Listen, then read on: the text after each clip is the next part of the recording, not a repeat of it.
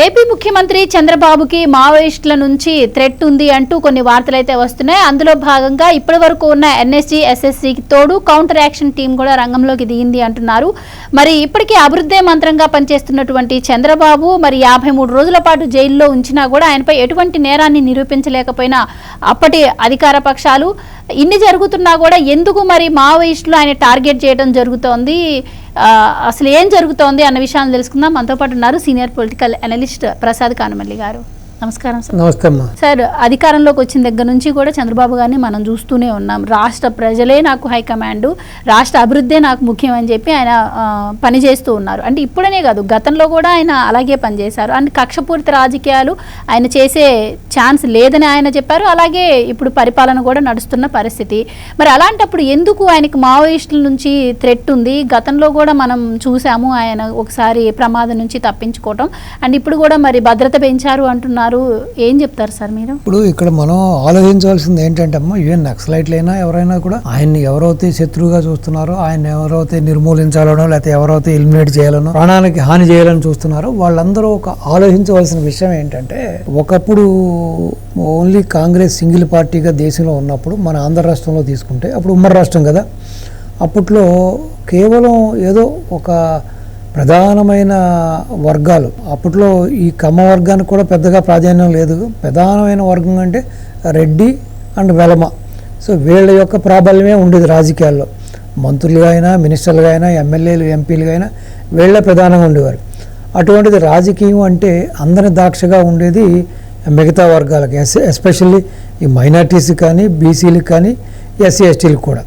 మరి అటువంటి తరుణంలో రామారావు గారు టీడీపీ పెట్టి అందరి దాక్షగా ఉన్న రాజకీయాన్ని ప్రతి వాళ్ళ చెంతకి తీసుకొచ్చి, అసలు మనం రాజకీయ నాయకుడు అవుతామా, అసలు మనకు ఆ యొక్క అర్హత ఉందా, మనం వీళ్ళతో పోటీ పడబలమా అనే ఒక దాని నుంచి ఈ రోజున అన్ని వర్గాల వాళ్ళు కూడా ఇటు రాజకీయంగా కానీ, ఆర్థికంగా కానీ, అన్ని రంగాల్లో కూడా, ఇటు విద్యాపరంగా కానీ, ఉద్యోగపరంగా కానీ, బిజినెస్ పరంగా కూడా అన్ని వర్గాల వాళ్ళు కూడా పోటీ పడుతూ వాళ్ళు వివిధ హోదాల్లో, వివిధ పదవుల్లో ఈ రోజున రాజకీయాన్ని ఆస్వాదిస్తున్నారు, రాజకీయాన్ని నడుపుతున్నారు, రాజకీయ నాయకులుగా చలామణి అవుతున్నారంటే అది కేవలం తెలుగుదేశం, ఎన్టీ రామారావు గారు, చంద్రబాబు నాయుడు గారి పుణ్యమే.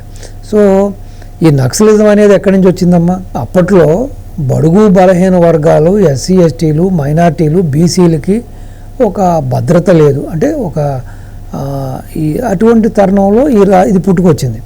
సో అంటే ఏంటి? రాజకీయ అసమానతల్ని, ఆర్థిక అసమానతల్ని, ఈ సమాజంలో ఉన్న హెచ్చుతగ్గుల్ని తగ్గించడం కోసం, ప్లస్ వాళ్ళందరికీ న్యాయం చేయడం కోసమే నక్సలిజం పుట్టింది. మరి అటువంటి తరుణంలో తెలుగుదేశం ఆవిర్భించడం, రామారావు గారు రావడం, రామారావు తర్వాత బాబు గారు రావడం, ఇప్పుడు బాబు గారి యొక్క పరిపాలన ఎలా ఉందో చూస్తున్నాం కదా. ఇటు హైటెక్ సిటీ కానీ, లేకపోతే సాఫ్ట్వేరు కానీ, ఐటీ కానీ. సో ఎంతసేపు ఏంటంటే ఈ యొక్క ఆర్థిక ప్లస్ సామాజిక ప్లస్ ఈ రాజకీయ ఏదైతే ఈ యొక్క అసమానతలు ఉన్నాయో వాటిని రూపుగా మాపడానికి ఆయన సుదీర్ఘంగా, చాలా తీవ్రంగా ఆయన కృషి చేస్తూ ఉన్నారు. సో ఆ విధంగా మనం రిజల్ట్ కూడా చూస్తున్నాం. ఏ విధంగా హైదరాబాదు విజన్ 2020 పేరుతో ఏ విధంగా డెవలప్ అయింది, ఈ రోజున ప్రజల యొక్క జీవన పరిణామాలు, ప్రమాణాలు ఏ విధంగా పెరిగినాయి, అలాగే రాజకీయాల్లో కూడా ఎక్కువగా ఎవరికి పెద్దపీట వేస్తున్నారు. ఇప్పుడు మనం ఎస్పెషల్లీ ఇప్పుడు ప్రజెంట్ గవర్నమెంట్ తీసుకుందాం ఏపీలో. మీరు చూశారు కదా, ఒక చీఫ్ సెక్రటరీ కాడి నుంచి మన మిగతా యొక్క పదవులన్నీ కూడా తీసుకుంటే, ఒక డీజీపీ తీసుకున్నా, లేకపోతే ఇటు స్పీకర్ తీసుకున్నా, ఏమి తీసుకున్నా, అలాగే మెజార్టీ మినిస్టర్లు తీసుకున్నా, మెజార్టీ ఎమ్మెల్యేలు, ఎమ్మెల్సీలు, ఎంపీలు స్థానాలు తీసుకున్నా కూడా అంతా కూడా వెనకబడిన తరగతులు, బీసీలు, ఎస్సీ ఎస్టీలు, మైనార్టీలకి ఆయన పెద్దపీట వేశారు. మరి అటువంటి వ్యక్తి ఈ రాజకీయ అసమానతల్ని, సామాజిక అసమానతల్ని, ఆర్థిక అసమానతలను రూపుమాపాలి. అందరూ కూడా ఇంటికి ఒక ఉద్యోగం అనేది ఒకప్పుడు నినాదం అయితే, ఇప్పుడు కొత్తగా ఆయన పట్టుకున్న నినాదం ఏంటంటే ఇంటికి ఒక ఎంటర్ప్రైనర్, అంటే ఇంటికి ఒక పారిశ్రామిక తయారవ్వాలని మరి ఆయన కృషి చేస్తూ నిరంతరం మరి ప్రజల కోసం, ప్రజల బాగోగుల కోసం చేస్తుంటే మరి ఆయనకే ప్రాణానికి హాని ఉందనో లేకపోతే ఇలాగా లైఫ్ థ్రెట్ ఉందని మనం చూడడం కూడా కొంచెం కించిత్తు బాధగా కూడా ఉంది. సో మరి వాళ్ళ సిద్ధాంతం ఏంటి అంటే ప్రజల కోసం ఇలా పాటుపడుతూ ఇటు రౌడీల్ని ఫ్యాక్షనిస్టుల్ని అందరినీ కూడా నిర్మూలించి అందరినీ కూడా తొక్కి నారదీసి ఆ యొక్క అసమానతలు లేకుండా చేసిన వ్యక్తి మరి ఈ బడుగుల కోసం బలహీన వర్గాల కోసం నిరంతరం శ్రమిస్తూ వాళ్ళందరినీ కూడా మంచి మంచి పొజిషన్లో మీరు చూస్తే మరి ఎర్రనాయుడు కుమారుడిని రామ్మోహన్ నాయుడికి కేంద్ర మంత్రిగా మరి పౌర విమానయాన శాఖ మంత్రిగా మరి బాధ్యతలు అప్పగించడం జరిగింది. అతను ఒక బీసీ. సో మరి అటువంటప్పుడు మరి అసలు వీళ్ళ సిద్ధాంతాలు ఏంటి, వీళ్ళ యొక్క మూల సిద్ధాంతాలు ఏంటి అసలు అనేది మనం కూడా ఒకసారి వాళ్ళు కూడా పునఃపరిశీలించుకోవాలి, వాళ్ళు కూడా ఆత్మ పరిశీలన చేసుకోవాలి. రెండోది, ఒకప్పుడు ఓకే పెద్దగా చదువు లేదు, పెద్ద గ్రామాల్లో ఈ భూస్వాములు ఈ వీళ్ళందరి యొక్క పటేలు పట్వారీ విధానాలు ఉండి వీళ్ళ యొక్క అధికార దర్పంతో వీళ్ళ యొక్క ఇలా ఈ బలహీన వర్గాల మీద వీళ్ళందరూ కూడా పెత్తనం చెలాయించేవారు కాబట్టి అప్పుడు ఓకే. బట్ ఇప్పుడు అలా కాదు కదా. ఇప్పుడు పల్లెటూర్లు కాదు పట్టణాలు కానీ ఎక్కడ చూసుకున్నా కూడా ప్రతి కుటుంబం నుంచి సాఫ్ట్వేర్ వాళ్ళు వచ్చారు, ఐటీ వచ్చారు, దేశ విదేశాల్లో మంచి మంచి కొలువుల్లో ఉన్నారు, బాగా సంపాదించుకుంటున్నారు. అలాగే రాజకీయంగాను అన్ని రంగాల్లో కూడా ఆ వర్గాల వాళ్ళు కూడా డెవలప్ జరిగింది. మరి ఈ తరుణంలో కూడా ఈ నక్సలిజం కావాలా, ఈ హింస కావాలా?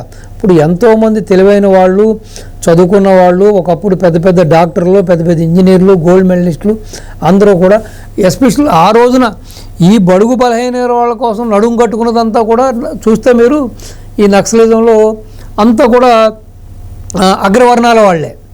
కమ్మాసు, వెలమాసు, రెడ్డీసు, బ్రాహ్మిన్సు ఇలాగ అగ్రవర్ణాల వాళ్ళే ఈ నక్సలిజాన్ని ముందుకు తీసుకెళ్లారు.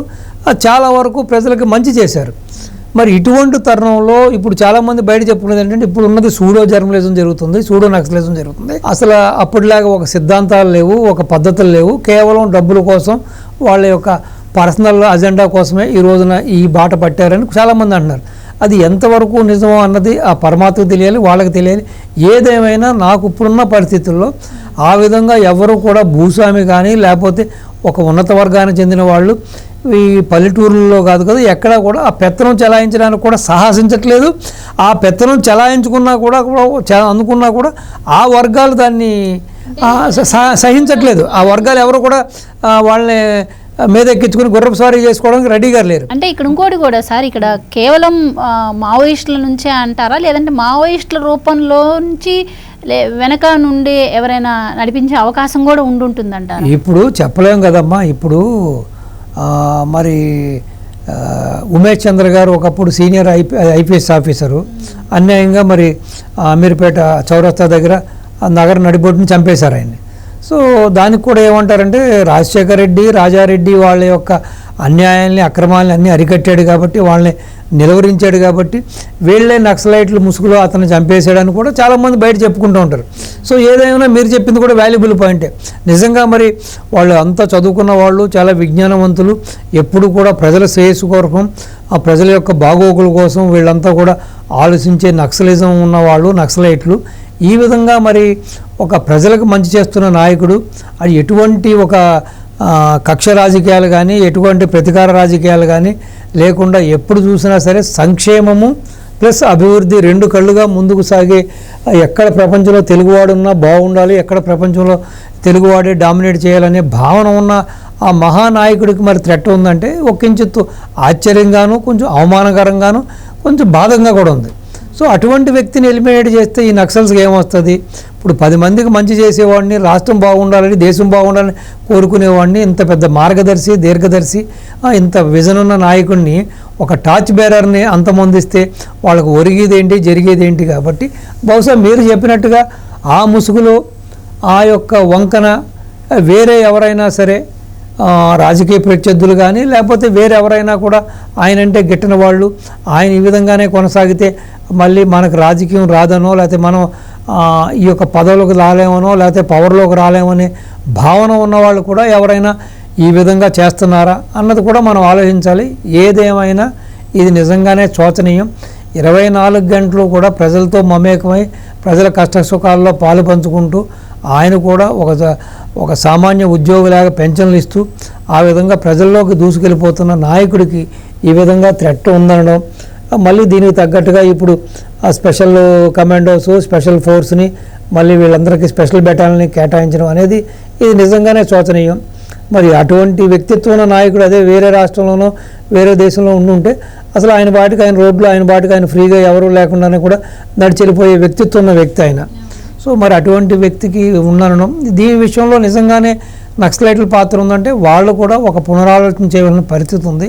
ఈ రోజున ఒక క్వాలిటీ, ఒక మంచి వ్యక్తిత్వం, ప్రజలకు మంచి చేయాలి, రాష్ట్రానికి మంచి చేయాలి, దేశానికి మంచి చేయాలి, ప్రజల యొక్క జీవన పరిణామాలని ప్రమాణాలని మార్చాలి అని తెలుగువాడి యొక్క ఖ్యాతి, తెలుగువాడి యొక్క కీర్తి దేశ విదేశాల్లో కూడా మారుమోగాలని ఆలోచించే వ్యక్తిని ఈ విధంగా టార్గెట్ చేయడం, ఈ విధంగా ఎలిమినేట్ చేయాలనుకోవడం కూడా శోచనీయం. సో సపోజ్ అటువంటి ఆలోచన ఉన్నా కూడా నక్సలైట్లు కూడా వాళ్ళ పందాన్ని, వాళ్ళ ఆలోచనని మార్చుకుని అటువంటి మహానాయకుడికి ఎటువంటి యొక్క ముప్పు తీసుకురాకుండా, ఎటువంటి కీడు తలపెట్టకుండా వాళ్ళు పెద్ద మనసుతో ఆలోచించి, సో ఆయన యొక్క బ్యాక్గ్రౌండ్ కానీ, ఆయన చేస్తున్న అభివృద్ధి కానీ, ఆయన ప్రజల కోసం నిరంతరం శ్రమిస్తూ పాటుపడుతున్న ఆ విధానాలను చూసి సపోజ్ అటువంటి ఒక దురాలోచన వాళ్ళకున్న, అటువంటి చెడు ఆలోచన వాళ్ళ మనసులో ఉన్నా కూడా దాన్ని పూర్తిగా చెరిపేసేసి ఆ నాయకుడికి ఏ హాని చేయకుండా ఆ నాయకుడికి అవసరమైతే అండదండగా ఉండాలని మీ ద్వారా ఆ నక్సలైట్లకి నా మనవి, విజ్ఞప్తి. Thank you. నమస్తే.